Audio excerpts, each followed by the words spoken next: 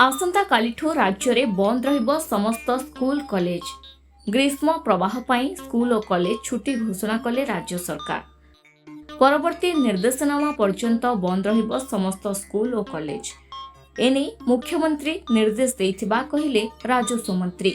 यह छड़ा आहुरी कहिसंती जे परीक्षा रे कौनसी प्रभावित हेबेनी। पूर्व सूचनावली अनुसार परीक्षा चलिबो। सबु जिलार रिव्यू मीटिंग हेबा परे एभली निष्पत्ति निया जाइछे। एथिसह जेउ छात्र छात्री चाहिबे सेमाने हॉस्टेल रे रहि परिबे। पिलांक अंगनवाड़ी नै मध्य निष्पत्ति निया जाइछे। कालीठारु अंगनवाड़ी मध्य बंद रहिबो। खाद्य योजना माध्यम रे घरे खाद्य पहुंचिबो। खरा को दृष्टि रखी एभली निष्पत्ति निया जाइछे।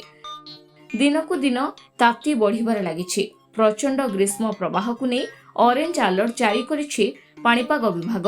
26 तारिख जाए जलिबो पश्चिम ओडिशा। तेबे 24 तारिख जाए झारसुगुड़ा रहिबो सबुठारु उत्तप्त। एहासह आजि पई झारसुगुड़ा, सुंदरगढ़, संबलपुर, बौद्ध और बलांगीर एही 5टी जिला को ऑरेंज वार्निंग जारी करा जायछि। 25 जाए प्रचंड ग्रीष्म प्रवाहरु पश्चिम ओडिशा को मिलिबो नाही निस्तार। उपकूल ओडिशा रे गुळुगुळी कलबल करिबो एवं पश्चिम ओडिशा रे प्रचंड ताती अनुभूत हेबा नै पाणीपाग विभाग आकलन करिछि।